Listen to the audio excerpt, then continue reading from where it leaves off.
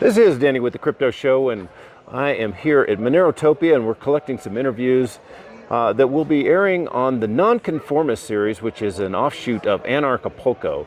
And today we're lucky enough to be with ArticMine, who is one of the minds of Monero.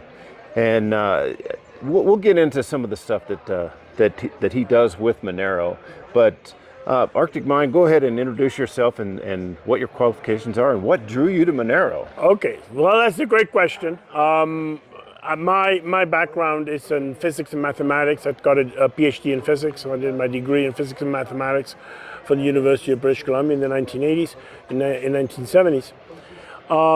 I initially got involved with Bitcoin in 2011, and I did. And primarily as an investor, somebody who was interested in the coin, interested in what it was doing. And I spent some time doing what the classic question that any investor would ask: how can it fail? And you look at the code, and I have mathematical background, so I could look at some of the stuff they were doing with encryption and so on. And I didn't really find any serious concerns in this.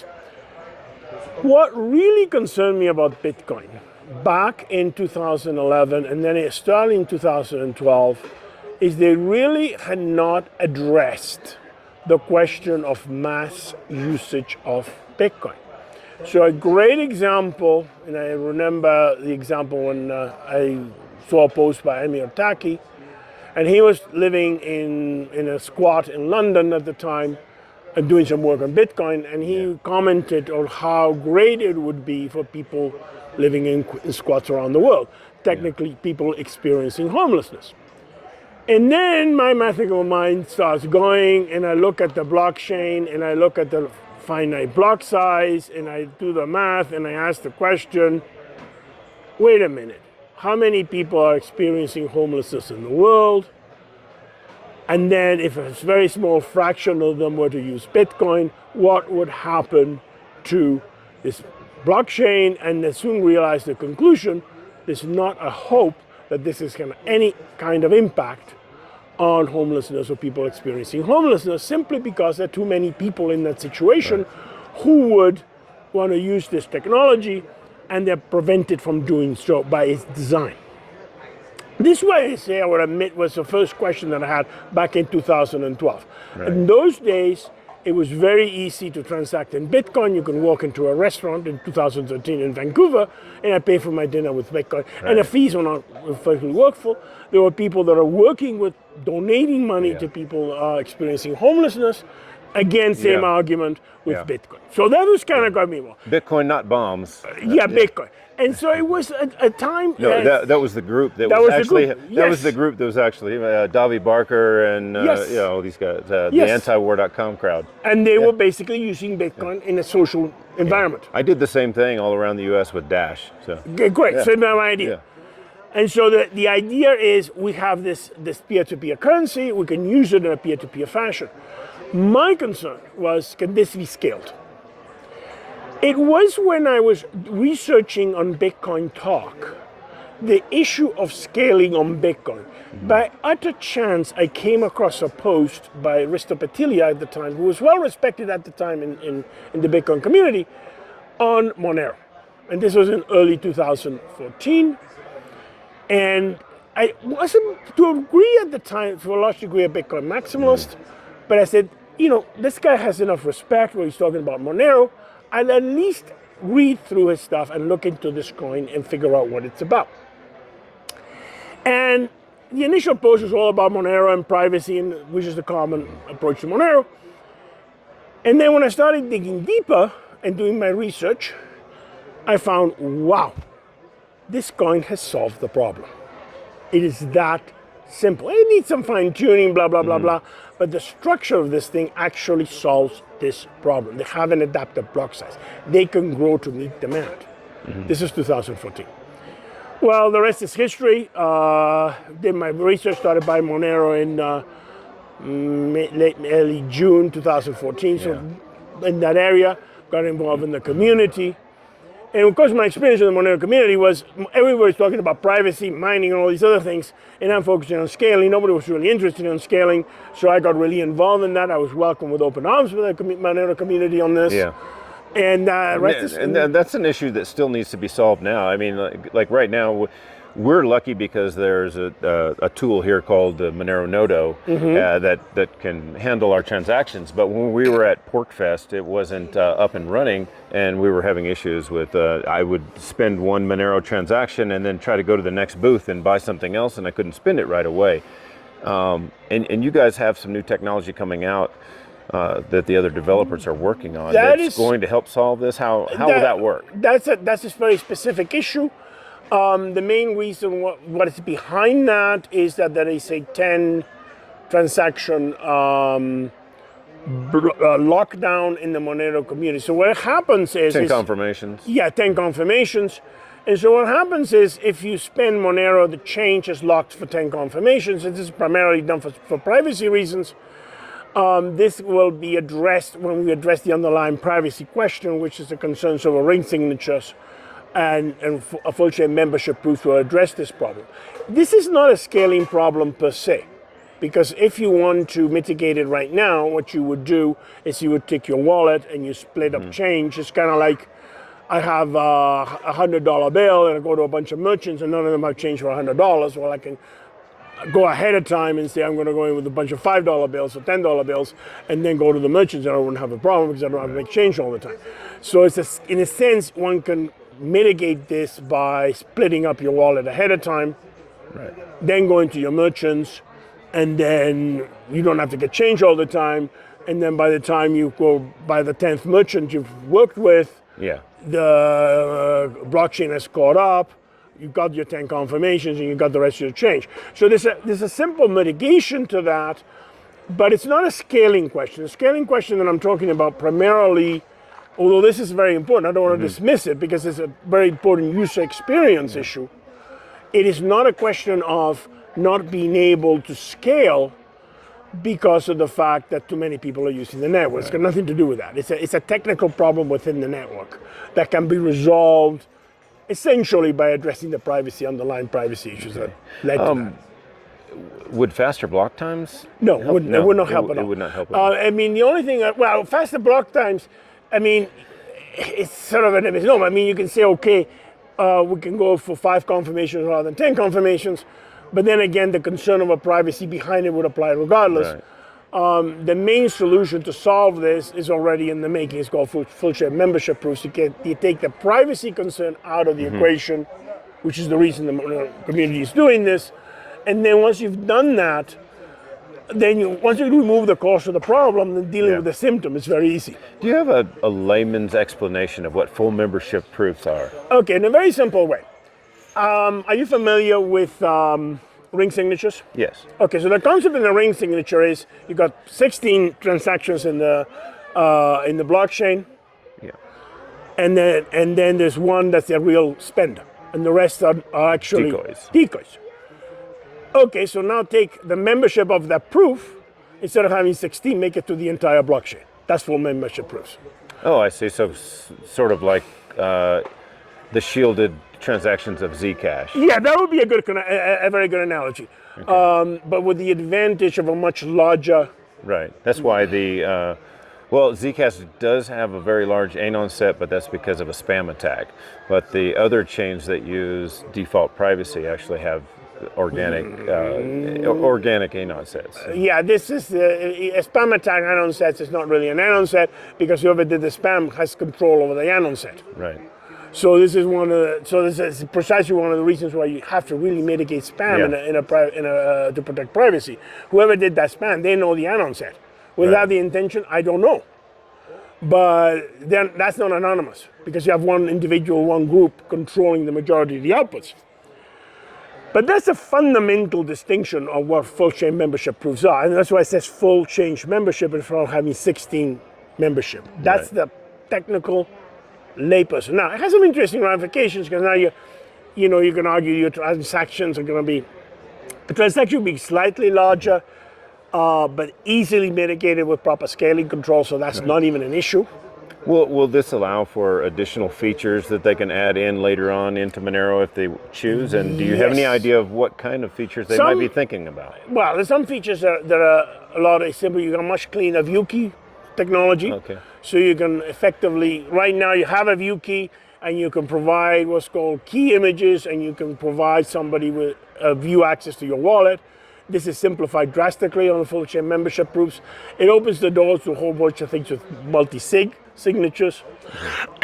So there's a whole bunch of other things that will be improving on the chain.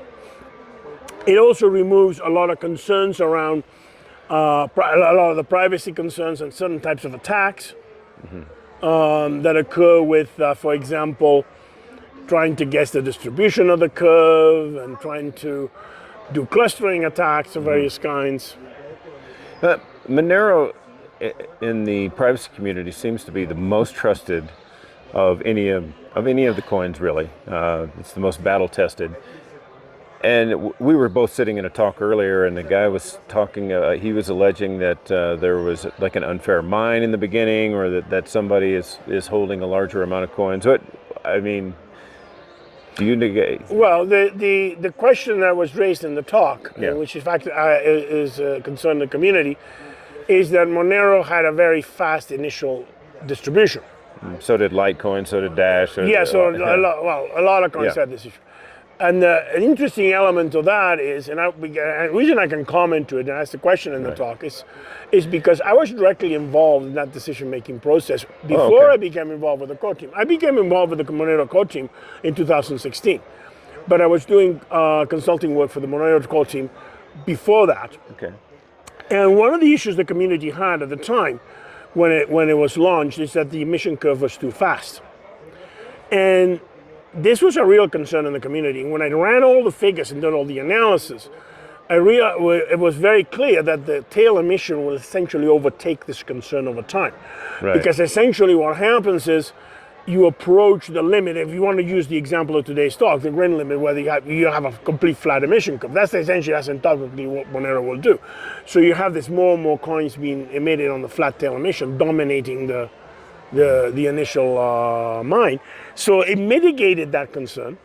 The other thing to bear in mind also is that a lot of those coins, there's been a lot of trading had that moved the coins through the network. So it's not like we had a big emission and then a lot of trading and wild fluctuations in the price of Monero, which provokes massive amount of trading. So when you look at it from the perspective today, you've got to keep in mind that we saw a drop to about 25 cents of Monero in 2014, 2015. It went as high as $500 in 2018. That's a lot of market activity to redistribute those coins. Right. And I think a lot of that was driven by the adoption of black markets, and at least that's what hyped it. I know when that was first announced, it went pretty crazy on Poly. I forget what the name of that exchange was, but Poloniex is the exchange. Poloniex is the exchange that started trading Monero. It still trades Monero today. I had a fuck ton of them for a few hours, and I traded them away. So there's a lot of trading that went on there. Now, when it comes to what people call .NET markets or deep web markets or black markets, whatever you want to call them, my experience with this is that what they are is a very, very strong indicator of future mainstream use. Right. And you can look at video, where, for example, the first applications of video was pornography, and not necessarily legal pornography. I mean, you could even go back in antiquity to some of the first applications of cave drawings was pornography. Oh, wow. And ceramics. So this is not surprising. That something that was done first in an illicit market or a dark market or whatever you want to call it, then becomes mainstream. Right. I mean, there's a lot of examples. There are many reasons why. VHS and all the video stuff. The whole video market was driven by porn. Right? Even online. The online video market, the first major application was pornography. And this is one issue that's really important to realize. When you watch, people who are at the margins of society tend to be very early adopters of technology.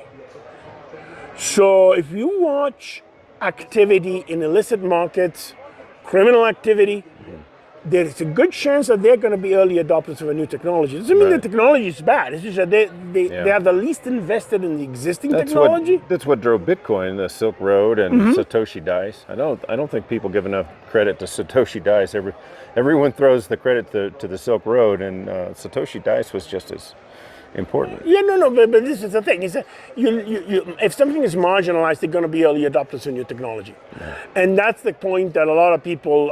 So you look at that. I look at DNM markets or dot markets, or we want to call them, as the canary in the coal mine. That's going to tell you what the future is. Right, cool. Is there anything else that you wanted to cover on this? Well, the main reason, of course, is my biggest concern is today is what I do in Monero, of course, is ensure the scaling works. And by scaling, what I'm talking about, and this is really important, is allowing large numbers of people. Having Monero have the capability to take on Visa head-on in transactions per second. Okay. We're talking like a factor of 10,000 on existing transaction rates in Monero. And ensuring that the only limitations in Monero are not going to be created by the network itself, but just by the ability of bandwidth, which is really strong. Like, for example, a factor of 600 to 1,000 since the start of the Bitcoin blockchain in bandwidth that are available to consumers in, say, for example, the United States and small businesses. In the South, in the development markets, the impact is much higher because you tend to go from nothing to the latest technology. So it's a more profound impact. But the main thing that I work on in Monero is making sure that when you transact, this thing clears the network in like 20 minutes or 3 minutes or 4 minutes, depending on the risk profile that you have. And you're not sitting there paying outrageous fees and waiting a week for the thing to go through. Right. Are there any canaries in the coal mine that you see for privacy coins right now that I mean, mostly all we see is meme coins is what's pushing the market right now. And what's the next canary in the coal mine that will push privacy coins? Okay, the main thing is driving the market right now is speculation on centralized ledgers. Let's get real about this. If you look at the response to the U.S. political elections, which was construed by the market to be positive, you see a massive speculation around Bitcoin and some of the other coins. This is all happened on centralized ledgers. Monero actually went down in price. That tells me that Monero has organic adoption. And by organic adoption, I mean people that are using it to buy and trade goods and services, not to just speculate on.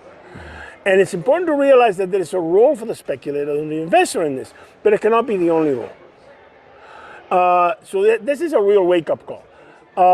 I look at things such as the legislation in the United States that's been proposed, supposedly crypto-friendly, like the Loomis bill. Yeah. Okay, so we're going to get rid of a lot of the surveillance. We're going to get rid of some of the stuff. We're going to have the government buy Bitcoin with the intent of holding it for 40 years. Wait a minute, what's the security model of Bitcoin going to be 40 years from now?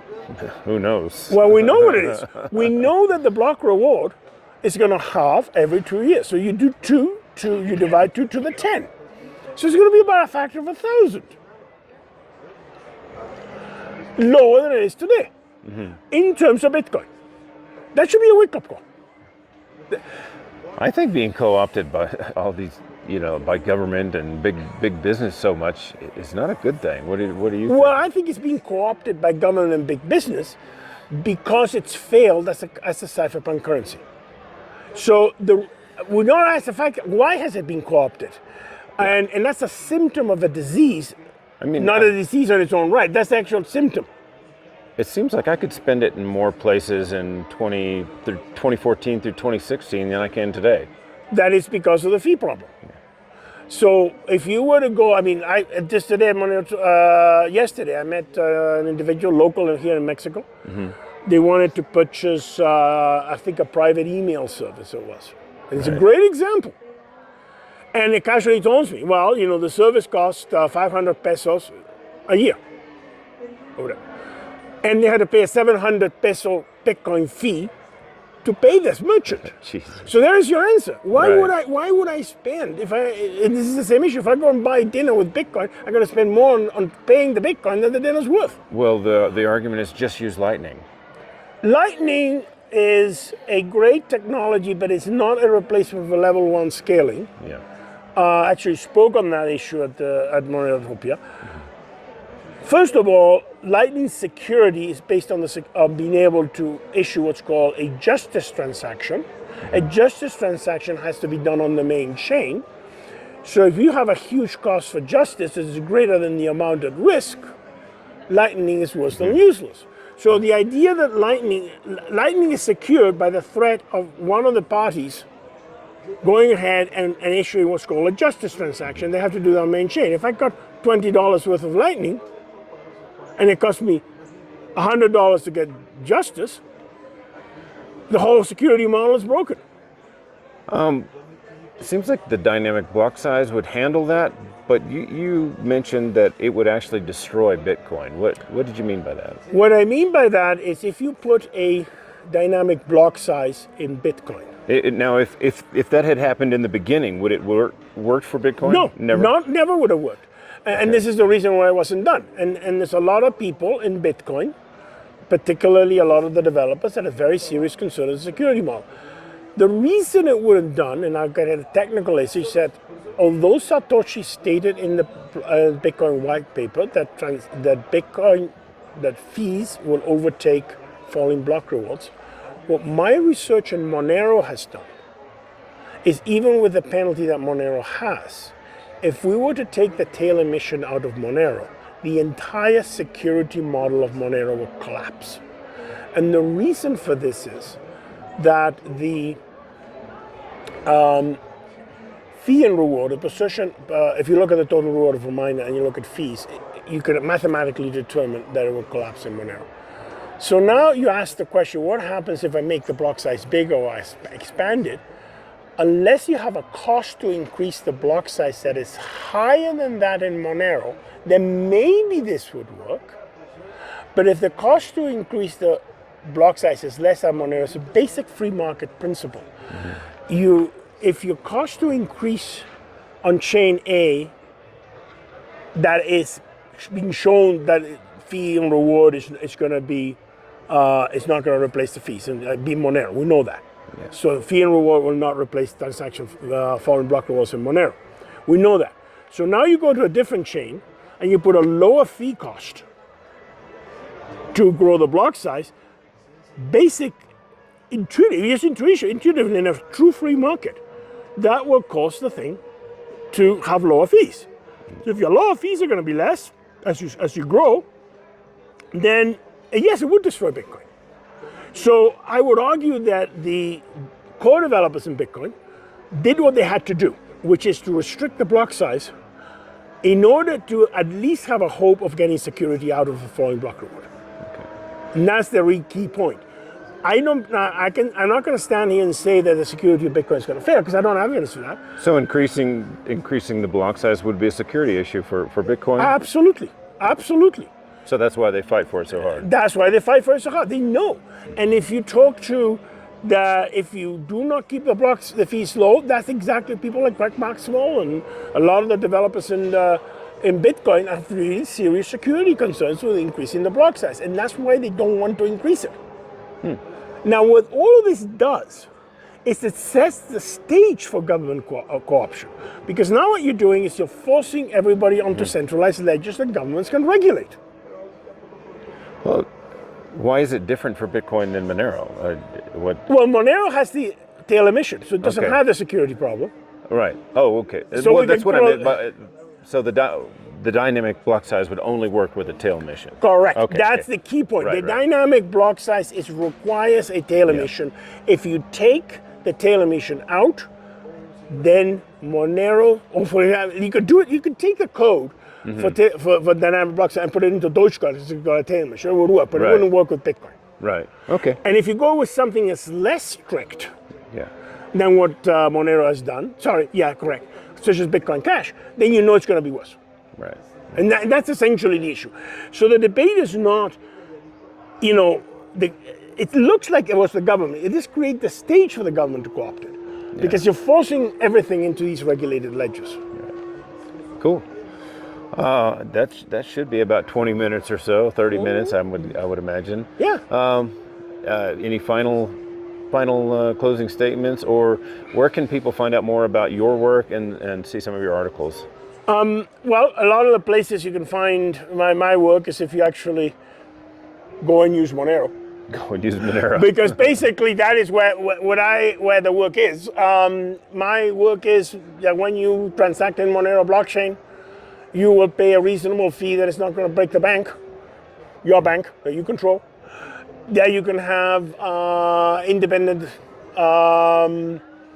control of your keys without creating a major crisis in the blockchain. You can take possession of your keys.